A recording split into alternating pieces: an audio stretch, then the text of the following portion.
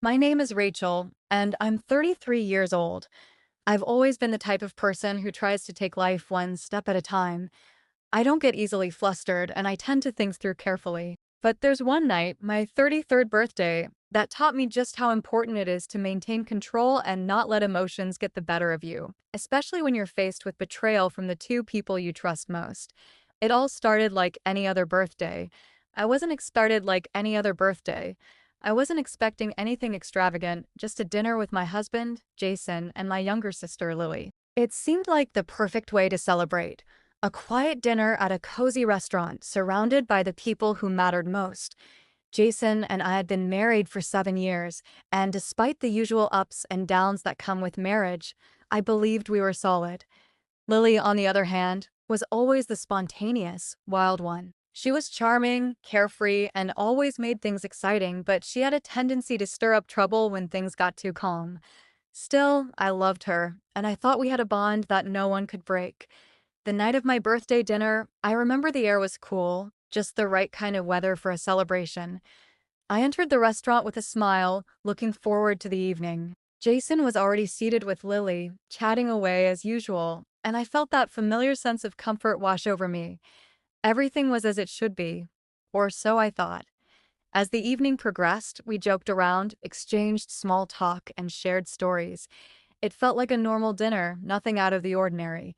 But then, around dessert, Lily stood up. She was holding her glass of wine, a mischievous gleam in her eye, as if she was about to drop some big news. I didn't think anything of it at first. It's typical for Lily to get a bit dramatic when she has everyone's attention. But when she said the words that followed, it felt like the ground beneath me cracked wide open. "I have some big news," she said, raising her glass with a smile that made her eyes glimmer with excitement. "I'm pregnant, and Jason is the father." The words hung in the air, thick with disbelief. My heart froze, and for a split second, it felt like the room was spinning. What did she just say?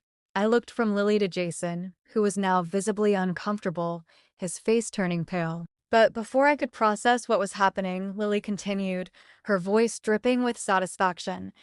"I know this is a lot to take in, but I wanted to tell you in person, Rachel. It's time for you to know." She looked directly at me as she spoke, her smile stretching wider. I couldn't breathe. I felt like my chest had collapsed, and I struggled to take in the air around me. Jason and Lily, pregnant? The two people I trusted the most in the world had betrayed me. My husband and my sister were having an affair behind my back. The realization hit me like a ton of bricks. But I didn't react the way most people would expect. I didn't scream. I didn't scream. I didn't burst into tears. I didn't throw a tantrum. No, I simply sat there, staring at them both. But I wasn't about to let them think they had me figured out. I've always been someone who keeps calm, thinks things through, and acts deliberately. I wasn't going to let this night end with them getting the satisfaction of seeing me fall apart. I took a deep breath, stood up slowly, and looked at both of them. I didn't say anything for a moment, letting the tension in the room grow heavier with each passing second. Everyone was looking at me, waiting for me to explode, for the emotional reaction they expected. But I wasn't going to give them the satisfaction of that. I looked at Jason, then at Lily, and said, "You're not pregnant with Jason's child, Lily." The words came out so calmly, so matter-of-factly, that it took them a moment to even register. The table went completely silent, and I could see the panic start to rise in Jason's eyes. Lily looked confused, and for the first time, I could tell she wasn't sure how to respond. "I've known about your affair for months, both of you," I continued, my voice still steady. "But what you didn't know is that Jason had a vasectomy a year ago." I watched as their faces changed. Jason's eyes widened in shock, and Lily's smile disappeared completely. This wasn't the reaction they had been expecting. They thought they had the upper hand, that they could trap me in this twisted web they had spun.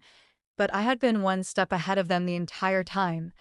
I had known. I had seen the signs, the little things that didn't add up. The looks between them, the way they acted around me, the sudden secrecy that Jason had been showing.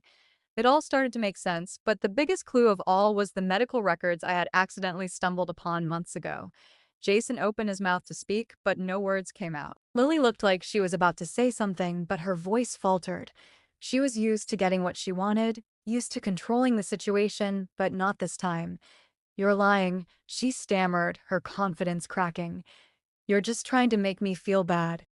No, I said, my voice cool and unwavering.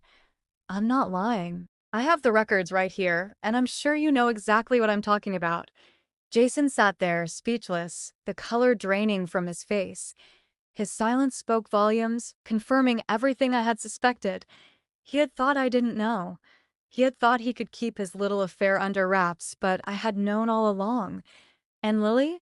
She was still sitting there, staring at me in disbelief. Her plan had backfired, and in that moment, she realized she had no control. It was over. There was no more pretending, no more hiding. The truth had come out, and there was nothing either of them could do to change it.